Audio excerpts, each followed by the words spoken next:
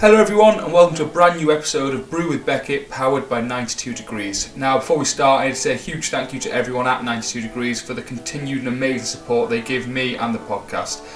It's not short of saying that without their support and everything they do for me, this podcast wouldn't have happened. They are an incredible company doing incredible things through their Powered By initiative, so you really should go and check them out. They're on Twitter, Facebook, Instagram, and of course you can find them at www.92degrees.coffee. When you're there, if anything takes your fancy, make sure you use the code BWB20 to get 20% off when you check out. That's BWB20 for 20% off everything at 92 Degrees.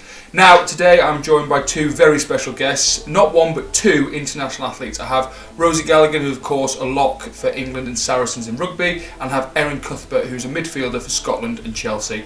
I have a fascinating chat with the two girls, all about women's sport, the challenges they face. We talk about moving away from home at a young age to pursue your dream, overcoming injury and incredible illness, and we have a real good laugh in teammates and lots of other stories as well. There's lots of fascinating conversations, lots of interesting conversations, lots of funny stories, and pretty much everything you could imagine in between. I really hope you enjoy it. It was an absolute pleasure having the two girls on. Fascinating individuals, incredible careers already and ahead of them. I hope you enjoy it, and this is the latest episode of Brew with Beckett, powered by 92 Degrees.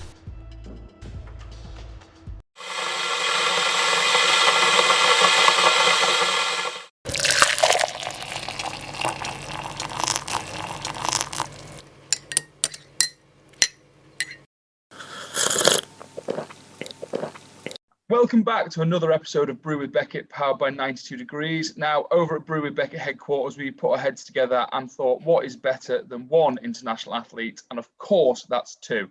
So today I am joined by Saracens and England international second row, Rosie Galligan. Hi, Rosie. Hello. Hello, there she is. And Scotland and Chelsea midfielder, Erin Cuthbert. Hi, Erin. Hello. Hello. Now, obviously, it doesn't take a rocket science to work out you two play two different sports. One is a rugby player, one's a footballer.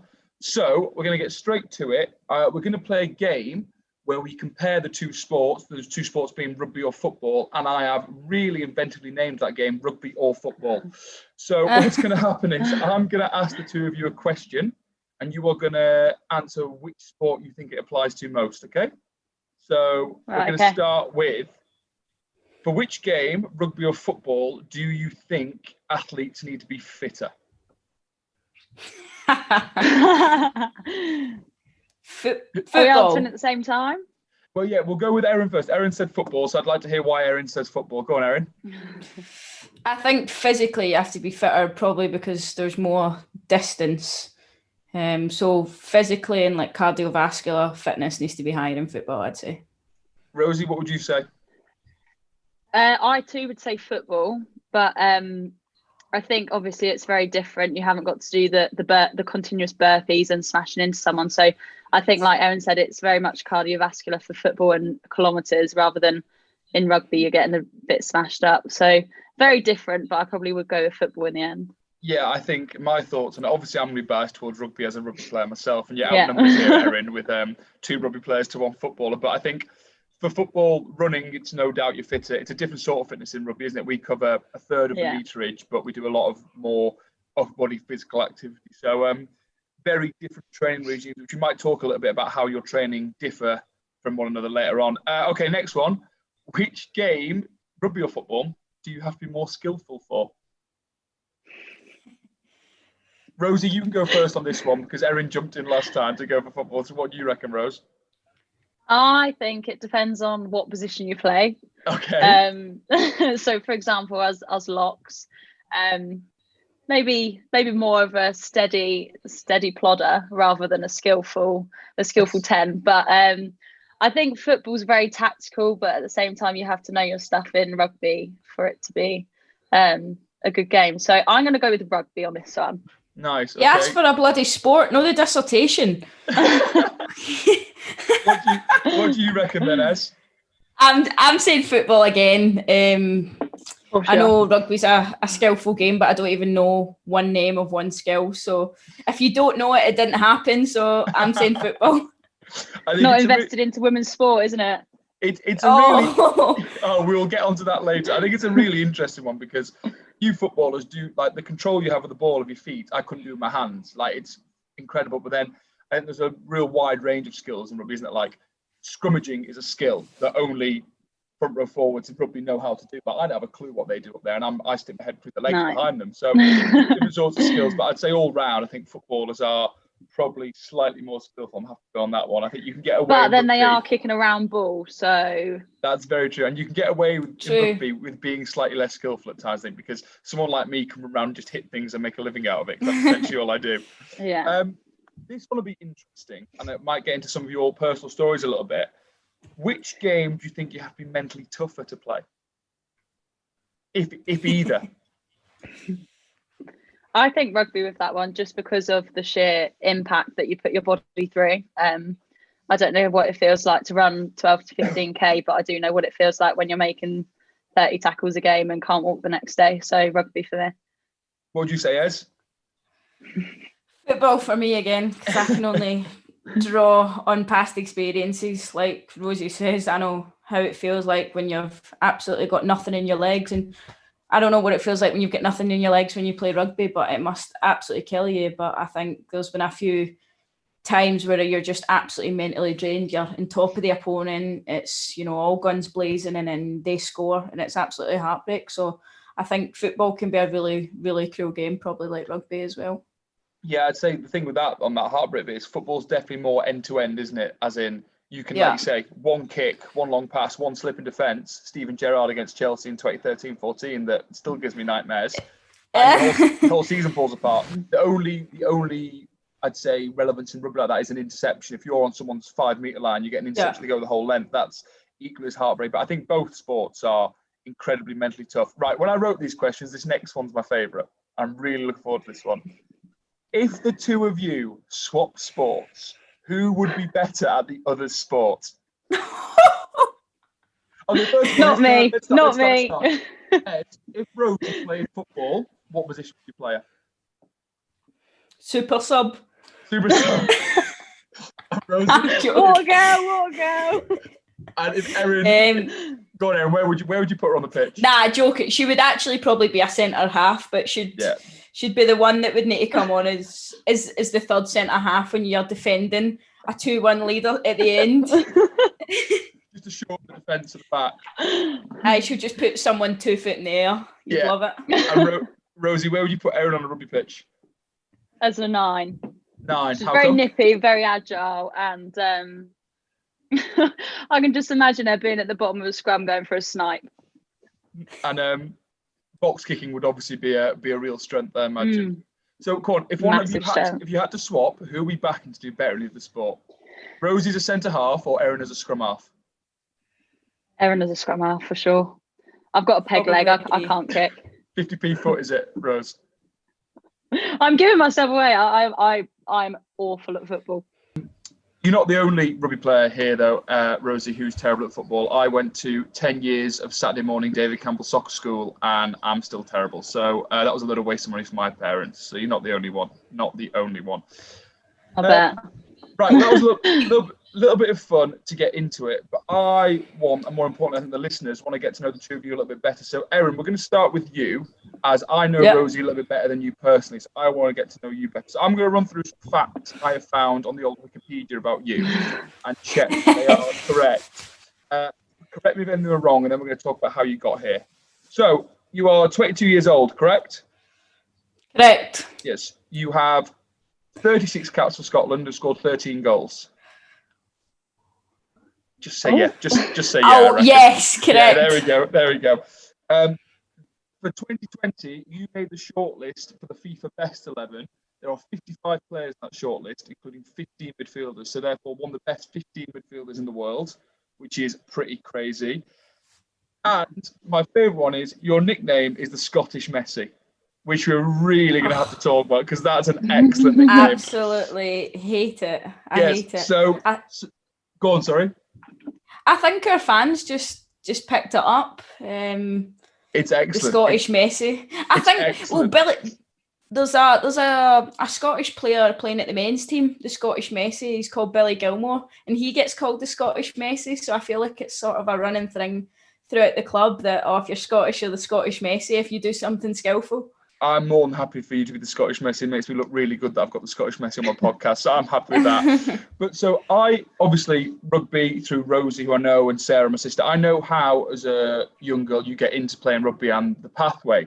Talk to me about, in Scotland, how the pathway to becoming a professional footballer works and how you got involved with football at a younger age. Talk to me about your journey to being the Scottish Messi. Oh no, I hate it. So ever since I grew up, I was out kicking the ball. I had a lovely bit of garden in my home. I got a big 7-a-side football goal for my Christmas one year, and woke up and just kept playing it. Like, I just kept playing it. I was always out. I was speaking to my mum earlier this week and we were reminiscing. As soon as I got up in the morning, I'd be out playing football straight away, out chapping the doors of all the boys' houses, would be out playing, and I'd have to change twice a day. I'd be in a shower twice a day because I was that dirty when I come home. I used to love being a goalkeeper, but of course my height caused me a little bit of problems and that I never excelled from there. But I was on a school trip when I was 5 years old, and I ended up talking to one of the parent helpers, and she recommended me a local boys club to go and try out and sort of see what it was like. And it was just round the corner. I remember getting home from that trip, and I was begging my dad. I was like, please, can you take me, please? Like, I really want to go. And my dad was like, fine, let's go. Because I went to dancing before, and let's just say everyone will say who knows me that just, those two words don't marry together. I think every female athlete I've ever spoken to at some point in their life did dancing and always goes, it wasn't for me. Anyone who's in any sort of contact sport is like, it wasn't for me. Yeah, not a bit of me. And then I ended up going to the little trial, and I was so much better than all the boys because I was just used to playing with boys all day, every day. And I never knew how good I was at the time. Of course, I was, needing to develop so much. But I think the boys were so shocked with how strong I was. But as I said, I was playing with boys all the time. And then my dad ended up being the coach because I loved it. So I was like, Dad, I need to go. And I felt he was a bit protective over me, and wanted to become my coach. But he also wanted to help me. My dad was football in the brain.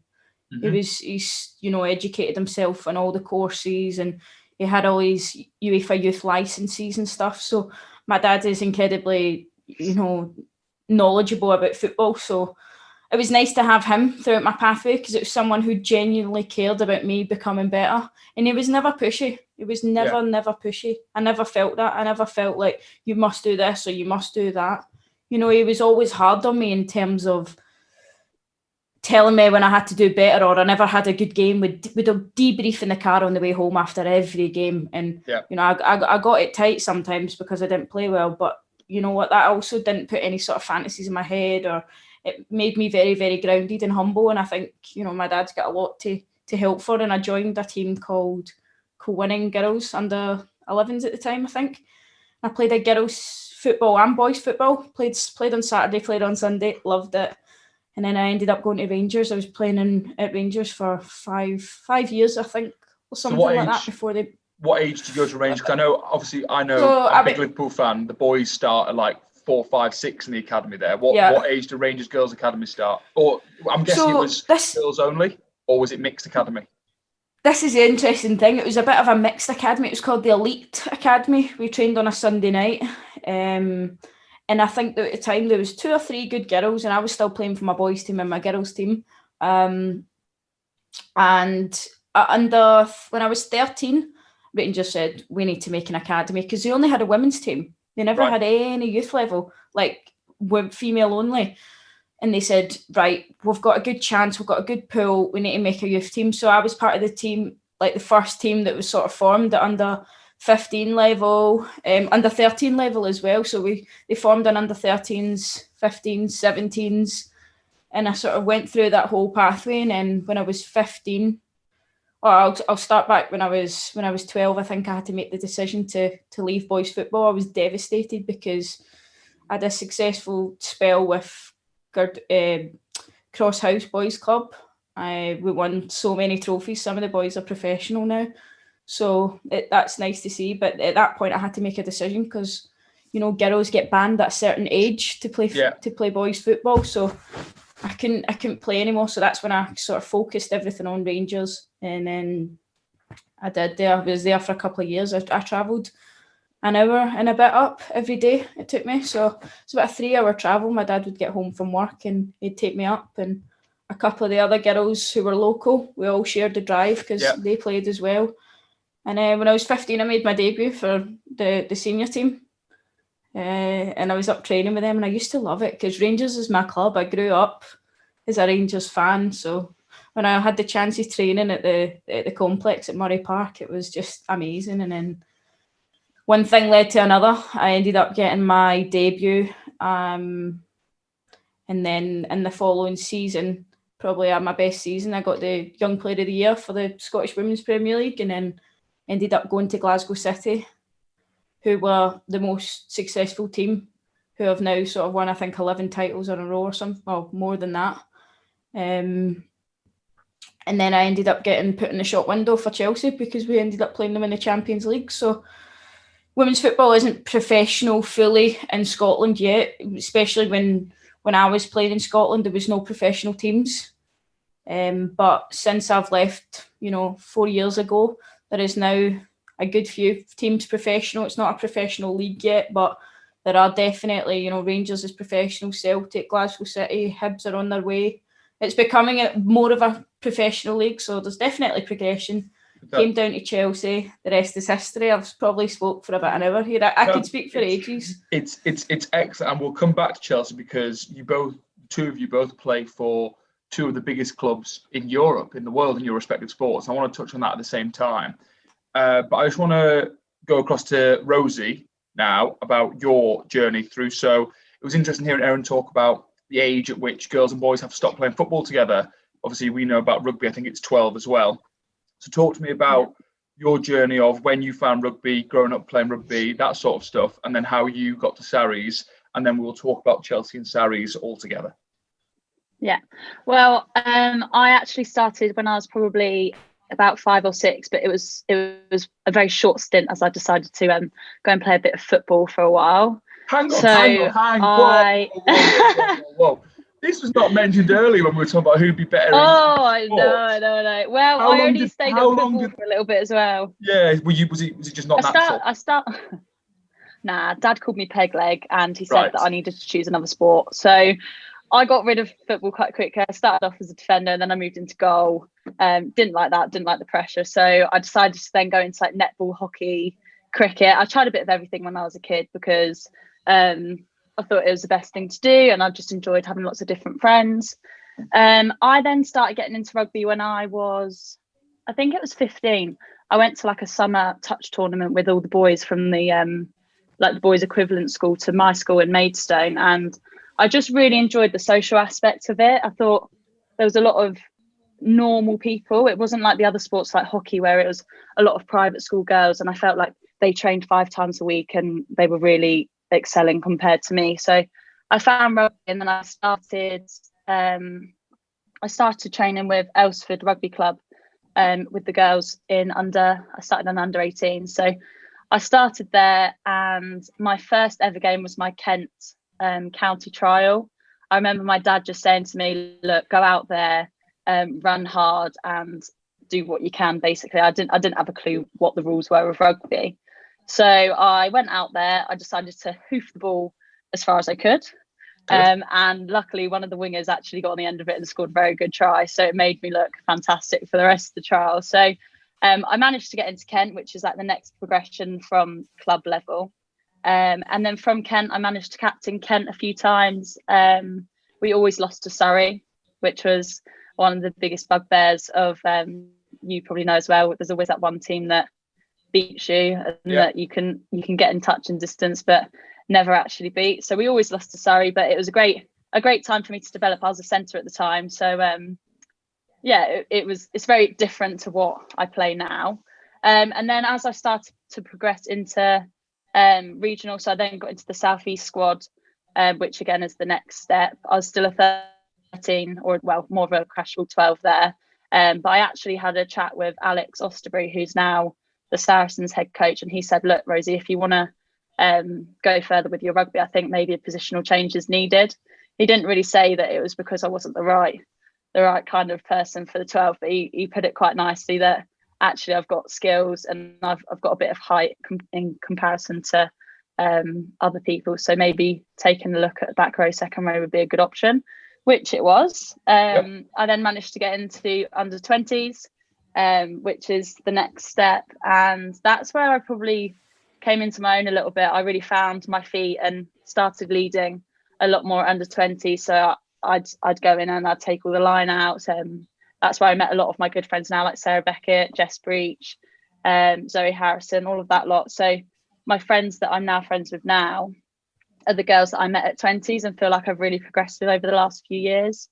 And then that really took me to Saracens, really. Well, actually, I should say it took me to my England cap. So I got capped in the 2019 Six Nations.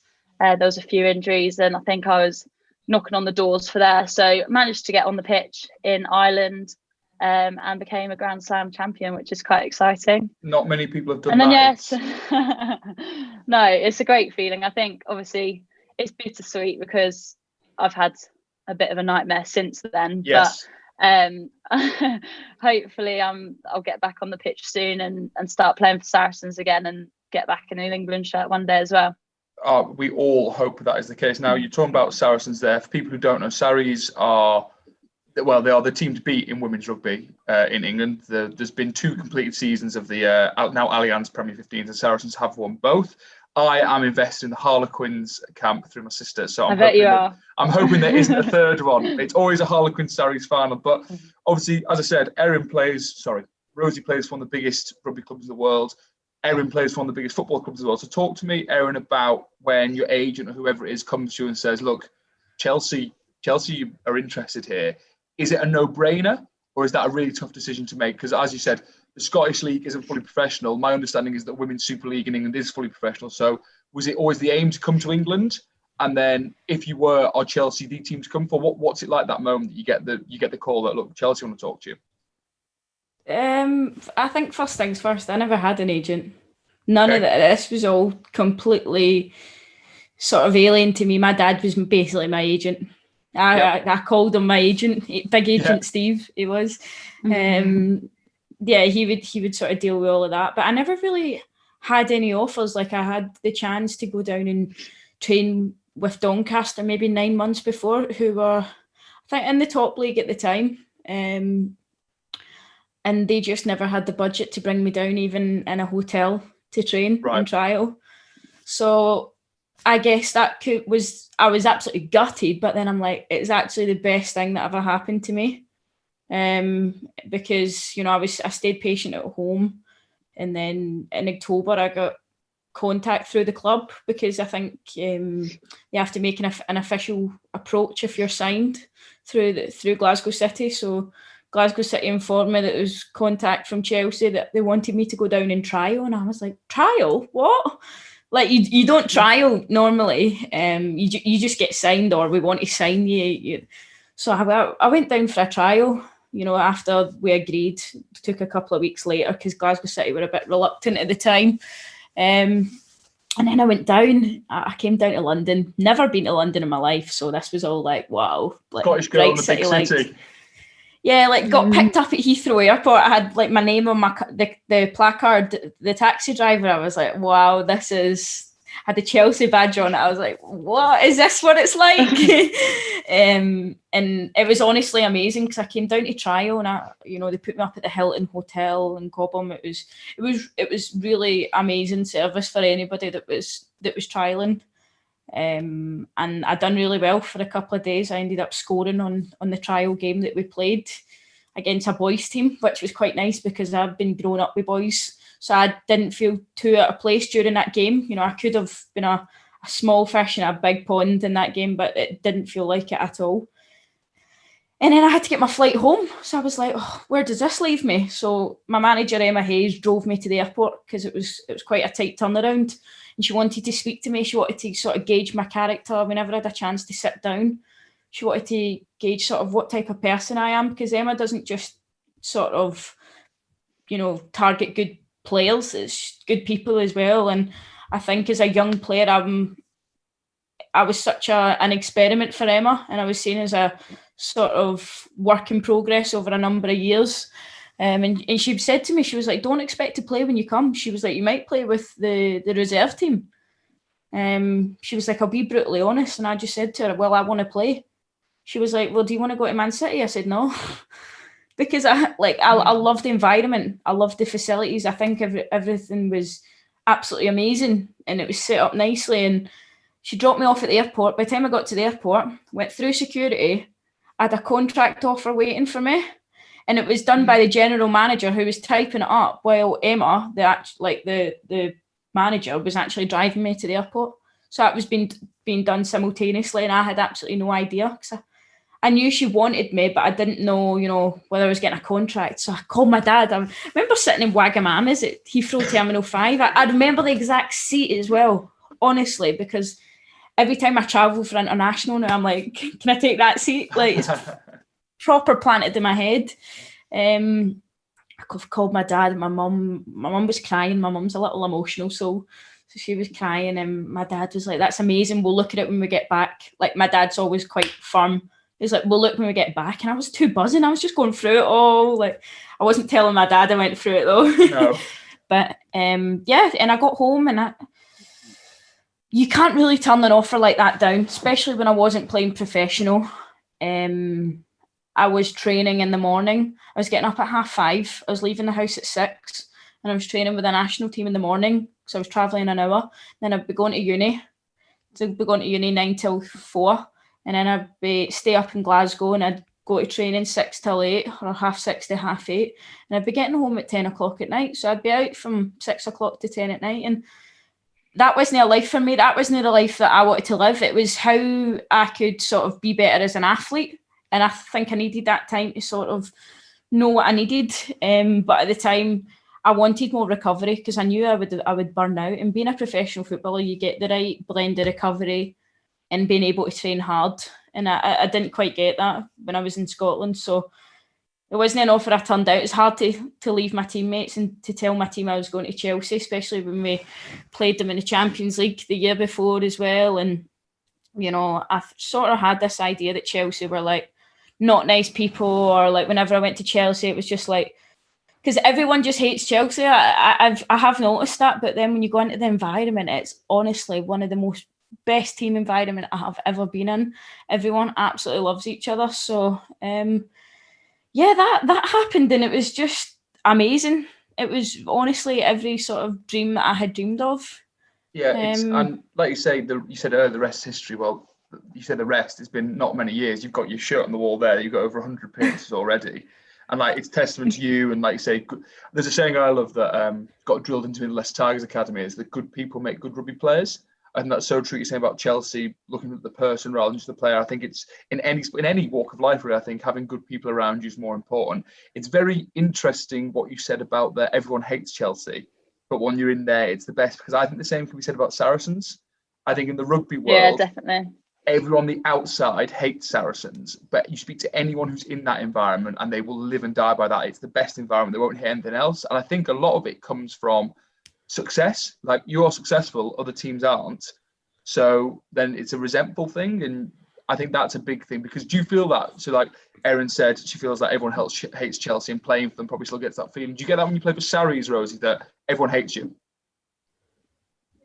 Yeah, I think everyone's obviously always gunning for us a little bit, because we have won twice. We've won the Premiership twice now, and I think until someone beats us, there is always going to be that drive to be the one that knocks us down off our pedestal. I think that's one thing that at Sarries, actually, although we have won, we know that we've won because we've worked hard and that we've earned it, rather than thinking that we're too good and that we can beat everyone. We don't have that outlook. We go into every week, we go into the games which are a bit lower in the league table, the same way that we'd prep for a game against Harlequins or Loughborough. Like, for us, it's not about winning. Obviously, that is what we want to achieve, and we want to win the Premiership. But we play for one another when we go out onto the pitch. And like you said, unless you're, I want to say family, because that's what we call it, unless you're in that family and you're in that bubble, you don't like us, and you have no clue what actually happens and how hard we work for each other. We might not always get on, but I think actually that's probably what drives us, and our relationships on the pitch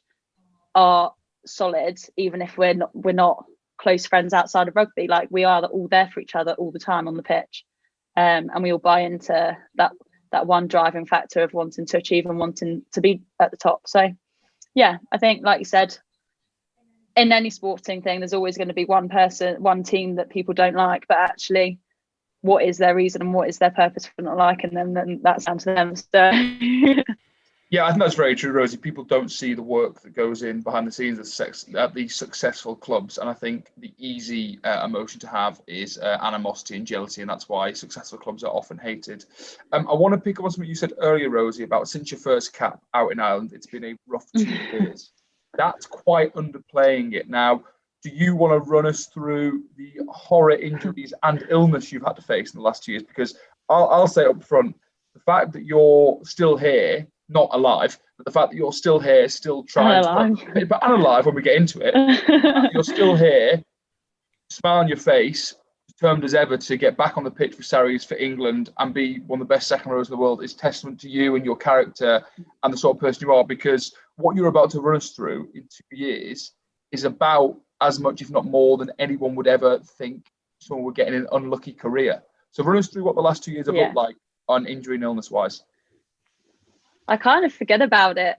And then one day it kind of hits me. I see a picture or I see something on Instagram and I'm like, actually, that reminds me of like everything that I've been through over the last few years. So let's start with meningitis.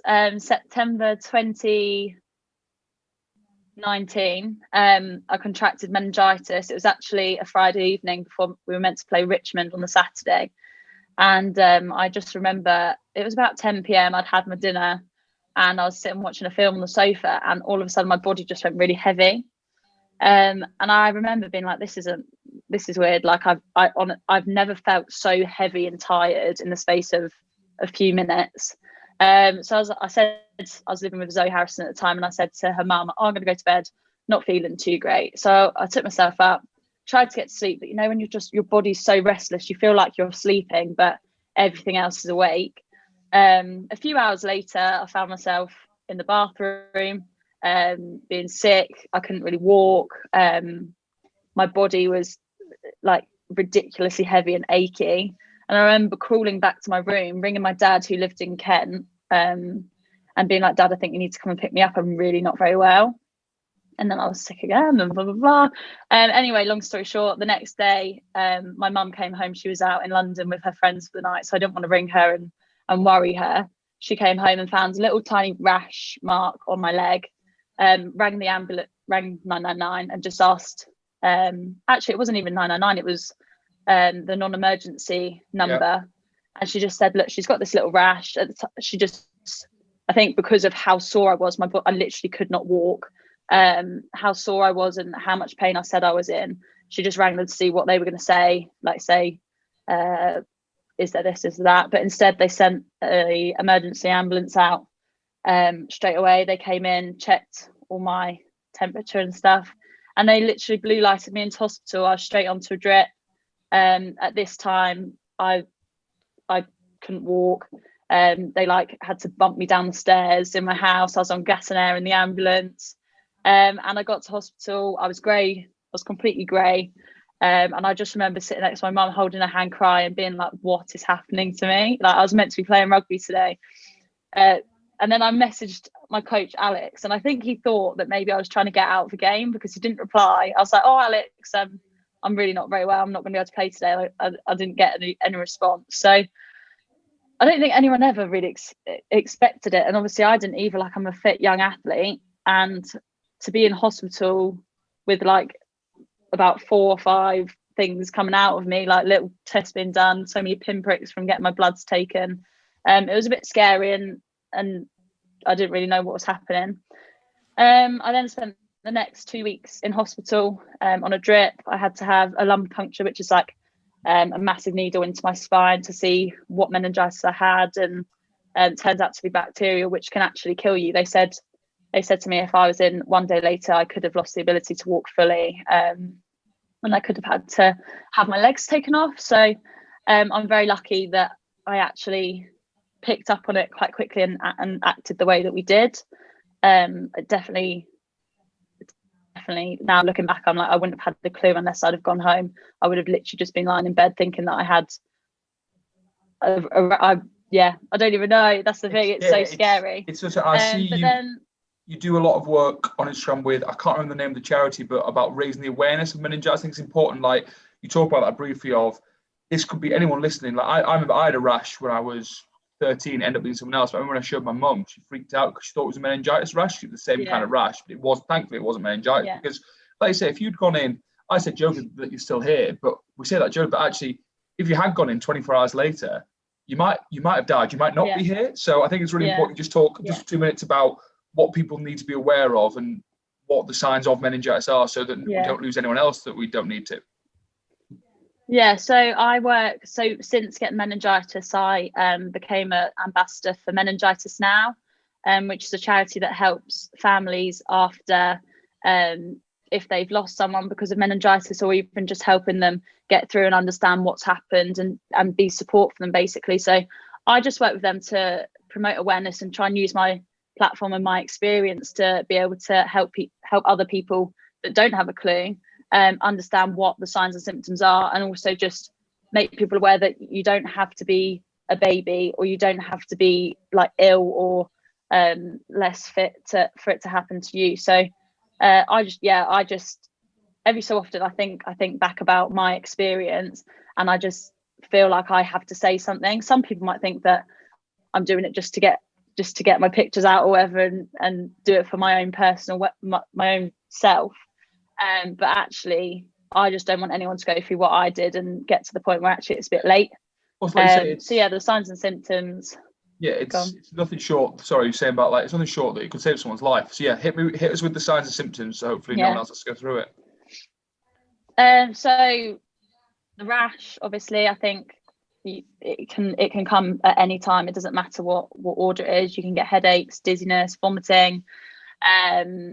It can just be fatigue, feeling heavy. I think the main one is the rash, and you can do a thing called the glass test, where if you put a glass over it, and can't remember if it goes or it stays, that you need to get yourself.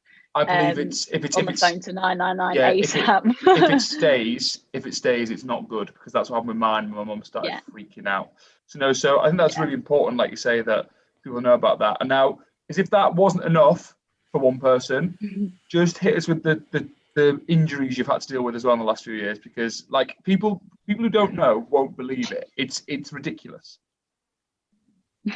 So I came back from so that was about September time, and in December I'd started working up to getting back to fitness, and I think I came back mid-December to my first game, and then in January the 18th to be precise, I was playing in Worcester, and I got dropped in a line out and basically shattered my whole ankle. I think I did ruptured three ligaments completely, broke my leg, shattered my talodome, which is like your big ankle bone. So now what's the date today? I'm just over a year past recovering from that. I got corona just before Christmas, so I was meant to come back just before Christmas, but unfortunately that was my third unlucky thing. So I'm praying I will be making a comeback in the next week or so, corona dependent. And it's been a whirlwind. We've all got everything crossed for you, and you have had enough bad luck for anyone's whole career in the last 2 years. So touching wood, there are better times ahead, and you can put some games together and get back into that Sarries and England shirt where we know you belong. You're listening to the Brew with Beckett podcast, powered by 92 Degrees. Now, powered by 92 Degrees isn't just some snazzy catchphrase the guys at 92 came up with. They genuinely live it, and I want to take this moment to thank them for all the support they've given us. This podcast is quite literally powered by them, and without their support would never have happened. Now, as well as the support they give the podcast, I myself am personally powered by 92 Degrees in the shape of the caffeine in their coffee. Every day I start my day with a 92 Degrees coffee. And if you want to be powered by 92 Degrees like I am, make sure you head over to their Instagram at 92degrees.coffee, their Twitter at 92degrees_, or their website www.92degrees.coffee, because over there they've got your beans, your subscriptions, your keep cups, independent coffee guides, your AeroPresses, and anything else any of you coffee lovers could need to get you through your day. When you're there, make sure you use the code BWB20 to get 20% off whatever you buy. That's BWB20 for 20% off.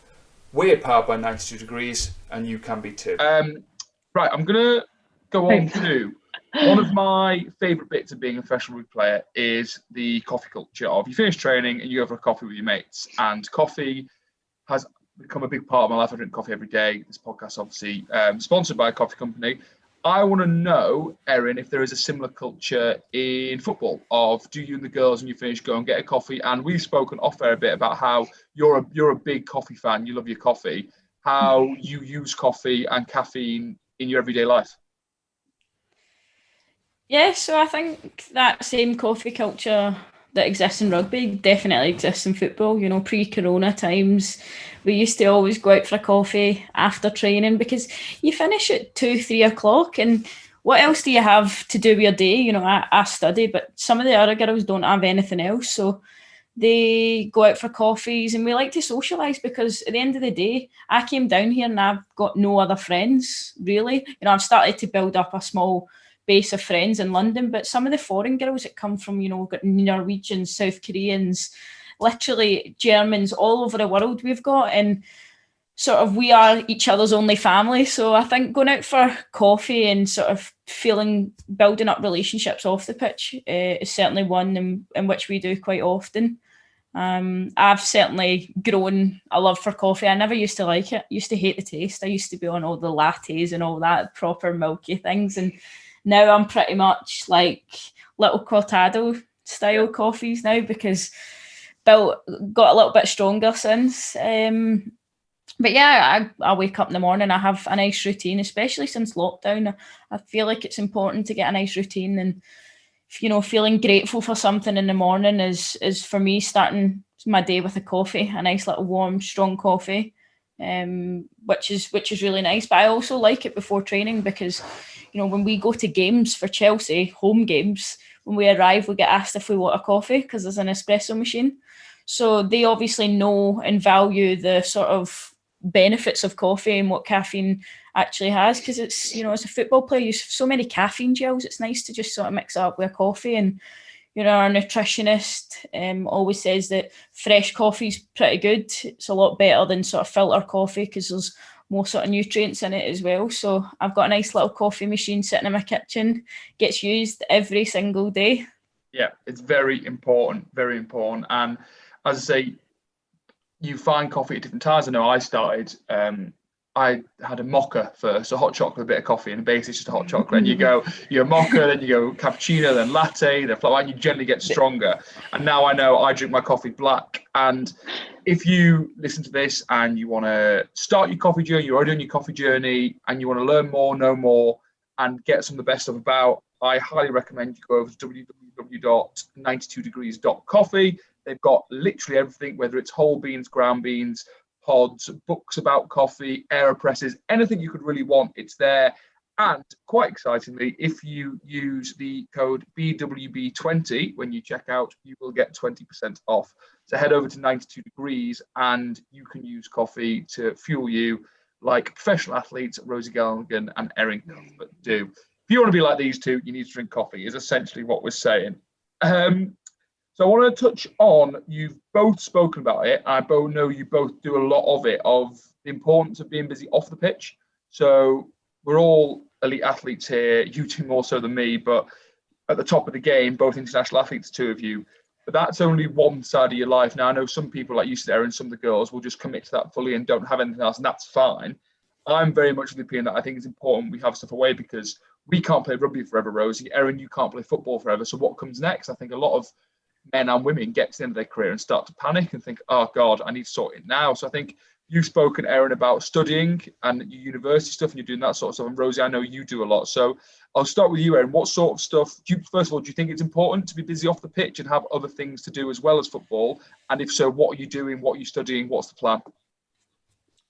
I think it's vitally important. I've always been crazy about my education. Even when I was at school and I was playing football, I would still getting very good grades and I'm a bit of a geek, you know. Everyone thinks I'm the joker. I portray myself on social media as a bit of a dafty and a bit silly and stupid, but actually I'm really, really smart and I'm a proper geek. So yeah, I do really, really value education and study, and I think it's important to have something else, because see, when, you know, football or rugby is going really badly, all you want to do is to take your mind off something. And, you know, you can sit and watch Netflix or whatever, but I think for me, I just like putting my head in the book sometimes and actually having a distraction, because as a football player, it'll be different for Rosie, but as a football player, I finish my day at 2-3 o'clock. So I think, what can you do for the rest of the day when your family don't live for you? I'd love to be able to go and see my family. You know, it's not quite as easy as that. So I think having an education is really, really important, because football doesn't last forever.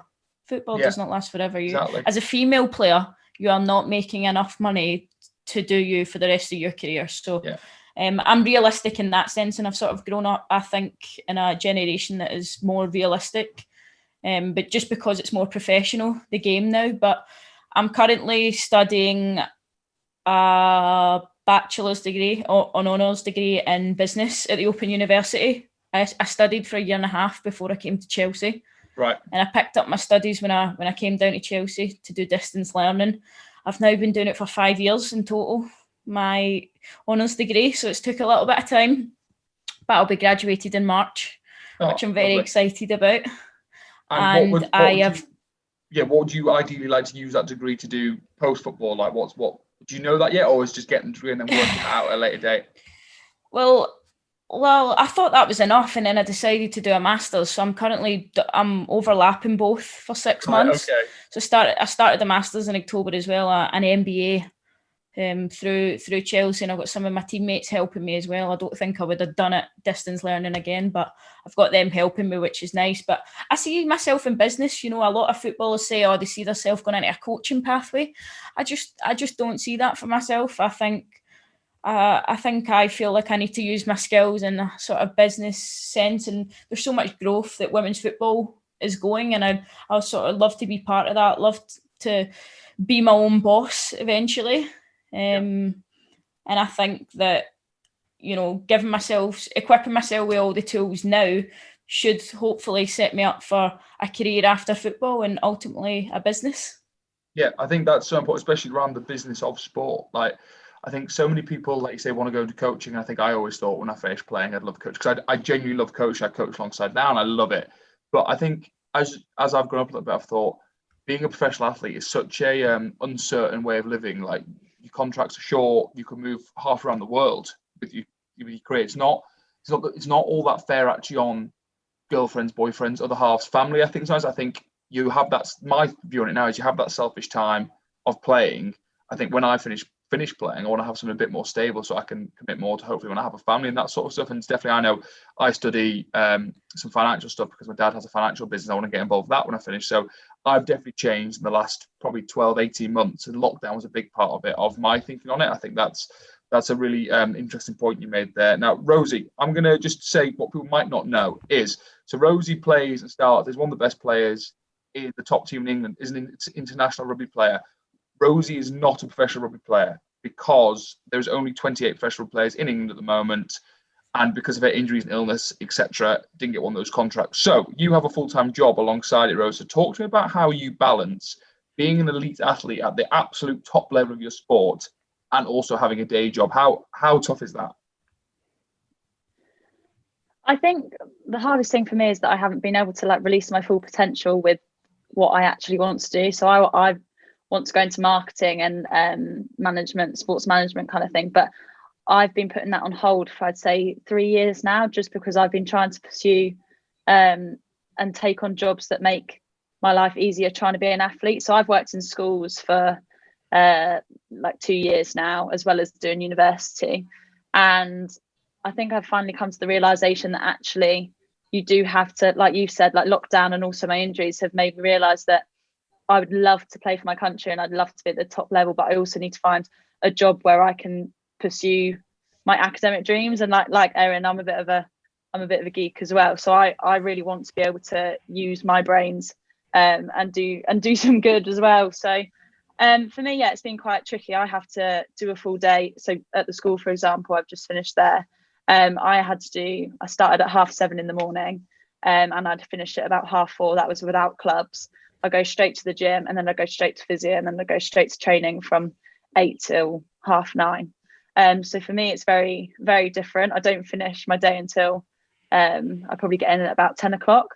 So that has been a massive challenge for the last few years. And I think now I've just got a new job at the Women's Sport Alliance, which I finally thought, actually, I need to get out of the school environment. I enjoy it, but it's not what I want to do. So I'm now pursuing that marketing role at the WSA. And for me, it's the first time that I've been really excited about going to work and being able to fit it around my training. My boss, Jordan Gard, she is all about women's sport and wanting to basically make women's sport a better place. And she said one of the big things about the role is that I can train in the morning and I can go to my Saracens training session in the day and get my work done whenever I can in that day, as long as I am obviously doing my job well and right. So I think that for me has been the biggest step so far. I start that in a few days, and I'm excited about the prospect of waking up in the morning, having my cup of coffee, doing my gym session, then having like a day of work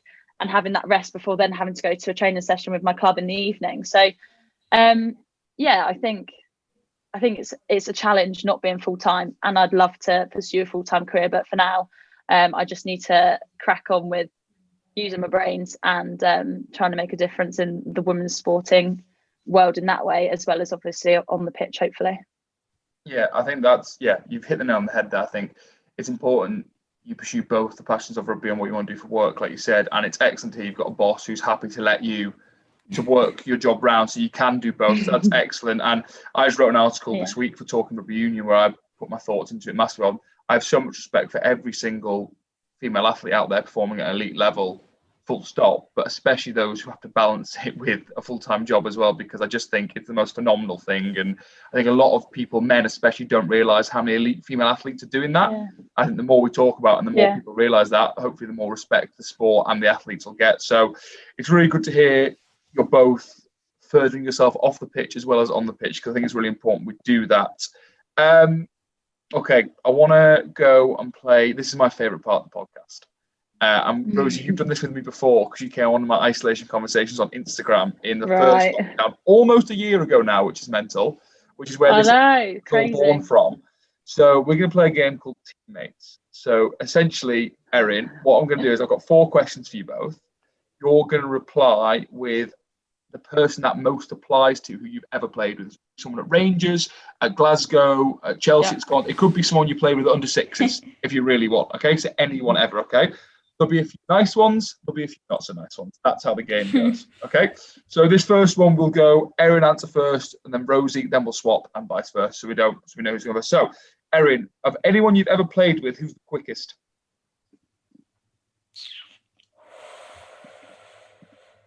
I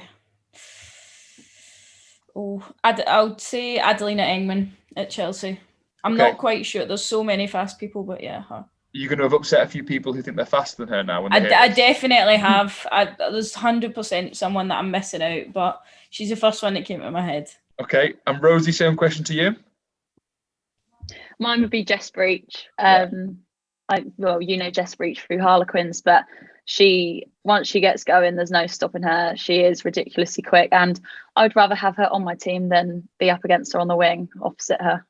Yeah, I think we all would. Okay, so that was a nice one. Here's a less nice one. So Rose, this one's to you first. So when you're in a gym session, when you're in a gym session and you've got the music on the speakers, I don't know how it works in football, Erin, but in rugby it's quite a big thing of who's going to be on the gym music. Okay, it's quite a big responsibility. I stay as far away from it as I can because everyone wants to hear. So Rosie Galligan, who do you least want to see in charge of the music in the gym? Emma Swords. Okay, tell me why. Emma Swords. It depends what mood you get her in, but if you get her in a 50 Cent kind of mood, I'm gone. See you later. Turn that off. No, thank you. So what sort of stuff do you want in the gym, Rosie? What do you want to hear? Oh, I'm quite pop kind of gal. So I just like your classic top 50s, you know, just bobbing away, singing along. Just like the chart on. I can appreciate a little bit of different music, but yeah, I just like a good beat to keep me going in the gym. Okay, so you've thrown swords under the bus. Erin, who do you at She's Chelsea, gonna hate me. Scotland, who do you least want to see in charge of gym music? I think I'm going to say any of the Scandinavians at Chelsea, to be honest. They're going to absolutely hate me, but they love all the foreign music. They would listen to ABBA in a gym session if they could. They absolutely love ABBA. So I think I'm needing some good Ibiza classics, like Rosie, a good beat. And that's not what they're providing, so they're not coming anywhere near that speaker. Speaking of Scandinavia, have either of you seen the, I'm going on a real tangent here, the Eurovision film on Netflix of Will Ferrell?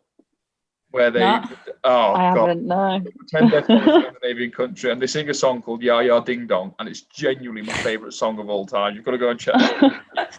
It's just awful. Yeah, we'll have a listen. Okay, so obviously COVID has gone on, I think, a lot longer than any of us thought, and lockdown, etc. And I'm not even a big one for a night out, but I know that I cannot wait to have a few days with a few mates. So my question first to you, Erin Cuthbert, is when lockdown is lifted, if you could take 3 teammates for a night out, who are you picking as your dream 3? It has to be my group chat that I'm currently in. I would say Carly Telford, Samantha Kerr, and Millie Bright. I think us together in a nightclub or in a club or in a bar post-COVID would be very, very enjoyable, and we certainly be making up for some lost time. Yes, that is what I like to hear. That's the sort of answer I want. Before I go to Rosie, what's your drink of choice on a night out, Erin? I would probably say any cocktails that are on choice. Any cocktail. Would you put Iron Brew in your cocktail? Absolutely. Good. I'm so pleased. I'm so pleased that you love Iron Brew, because any Scottish person who doesn't, I don't trust straight away. Agree. Rosie, same question to you. Who are you picking as your 3? I would pick Emma Swords. Just don't let any of the music. Don't let any of the music. Just don't let her on the deck. A priest. She is not in charge of the speaker. Definitely not. And then I'm going teammates from when I played England. I take Sarah Beckett and Jess Breach. They're my girl group. So they are my go-to girls. Hang on. You best not be leading Sarah Beckett into any mischief on a night out. You've got to remember. You've got to remember. You're speaking to her older. You're speaking to her older brother here. Also, your issue with Sarah. Nah, they're a good crack. I'm just throwing her under the bus here. She's not even on here to defend herself. She has 2 or 3 drinks and she's done. You've lost her. She's done. That's the best bit about it. We're a cheap night out. It's fine. It's all good. We're all in the same boat. One can done. And what's your on that night out, Rosie? What are you drinking? Well, it depends how we start. We'd probably start with a few cocktails, wouldn't we? So we'd start off with a nice porn star martini, and then we'd make our way down the street into the club, and it'd be lime vodka lemonade. It gets a lot. It gets a lot less classy very quickly. No, well, I think we are all looking forward to that first night out after lockdown. To be honest, I just want to be in a beer garden in the sun. I just want to have a good group of mates and be sat in a beer garden for about midday till midnight. That's all I want. By June, I just want that to be able to happen, really. Okay, my last one is who is, whether it's around the physio room, around training, on the pitch, off the pitch. Rose, this is you first. Who's the biggest complainer and moaner you've ever played with? Who just moans about everything? Did you just point at yourself? You did, right? Okay. Talk to me about why you moan about things so much.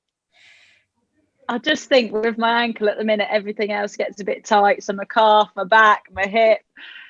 So I am that person that needs a bit of TLC at the minute. But if I didn't choose myself, I don't know who I'd choose. We don't really I can't really give much because we're not allowed to socialise at the minute, so I haven't heard anyone complaining. I think that's probably why I've chosen myself, because I haven't socialised with anyone. I'm happy if you choose yourself. That's good honesty. Erin, what about you? Yeah. I'll have to say Ramona Bachmann. She was always on the physio bed. She always had sort of problems with her hamstrings or her quads. She hated the weather in England. She's now signed for PSG, but she's an incredible player, but she certainly was high maintenance. We have there's always players. We have a thing in rugby and the men's rugby. I don't know if you talk about it in Rose as well, as of you go for it's a thing called a sap. So you sap the energy out of things. Like a good moan's called a sap. And the best moaning is done over a coffee after training. And it's named a sappuccino. You go for a sappuccino.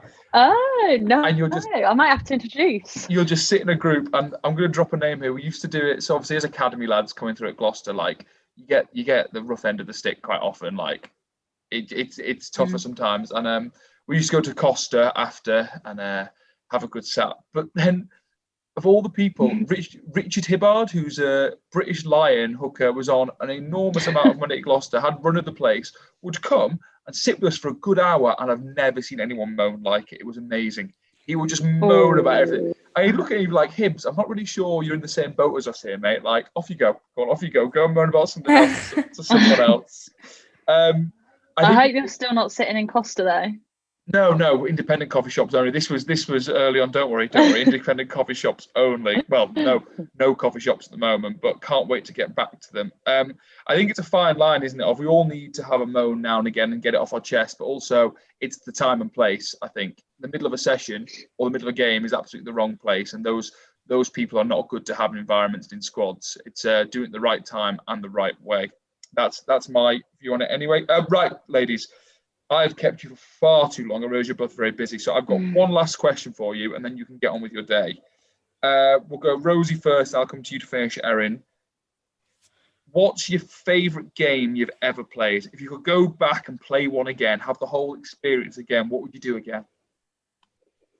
Last year's final against Harlequins. Okay. We just came out and everything clicked from that season. Was it last year or was it the year before now? Oh my word. We didn't have a final last year, did we? Yes, it'd be the 2019 final. Yeah. Oh my God, that's crazy. Yeah, so that final, like all season, we'd had a few little teething issues in every single game. And the first half of that game, everything gelled. And we kind of shocked ourselves because I think we didn't have a full starting team out. We had a few injuries and we were all just shocked, but we were just loving playing rugby and chucking the ball around. So that for me was an incredible day and an incredible night out. Yeah, which is the important bit. But there's nothing better than when all that work on the training pitch, it just all clicks. It's the best feeling when you're just in that groove. I know what it's like, especially up front, whether it's with your maul or your scrum, when you're just on top of someone, it's just the best feeling when you know you've got the other pack by the neck. Erin, same question. Favourite game you've ever played in? Been so many, but I think I have to say the World Cup, farewell game that we had at Hampden Park, the National Stadium with Scotland. We played Jamaica and we won 3-2, and I ended up scoring the first goal. And for me, there was 18,000 people there, record amount of attendance for a women's national team game, and I think we felt the whole country's support on our backs, and everyone was watching that game. And for me, just getting on the pitch at Hampden Park was like what I dreamed of as a little kid, but never mind scoring there. When I scored, I didn't even know how to celebrate, just Scotland flags everywhere. And I'm so passionate to play for my country. So it was such an amazing feeling having my whole family and extended family at the game, and my little cousin who's grown up, hopefully hoping to be a young footballer. She was in the crowds as well, and seeing her big cousin score there was probably special to me as well. Yeah, I think that's incredible. I think when your family who've been along for the whole ride, they see so much that other people don't. When you get to share a moment like that with them, I know that's, for me personally, they're the most special memories I have. Something I've got to ask you, Erin, before we go. You've just reminded me there of, in rugby, we don't really do celebrations. We do a high five or whatever. You just got to try. Football is a big celebration, and I'm a huge Liverpool fan. So I will, in any walk of life, especially if I've had a drink, you can ask Sarah about this, Rosie, because I did it at your under-20s game in France. I'm really embarrassed her. I will do anything to get a Steven Gerrard knee slide in and scream Gerrard at the top of my voice. What is your go-to celebration? You've just scored the winner in the World Cup final. What's Cuthbert bringing out the bag? And then impressive and special. Sometimes I don't even know how to celebrate. I just run. No, I just run straight to my teammates and jump on them. I get too excited. At the World Cup in 2019, however, I did pull out my first knee slide against Argentina. Yes. And how did it go? Because there's nothing more embarrassing than going for a knee slide and face planting, which you see now and again. Oh, that's what I dread. So you got to make sure that pitch is slick. Yeah. And I knee slided. It was almost to the Scotland end. It was just unbelievable feeling. But most of the time, I can't even control how I feel when I celebrate because I'm that shocked. That's what I think is like. When you see the Mbappes, the Neymars of this world pulling out their slick celebration, I'm like, you've clearly practiced that.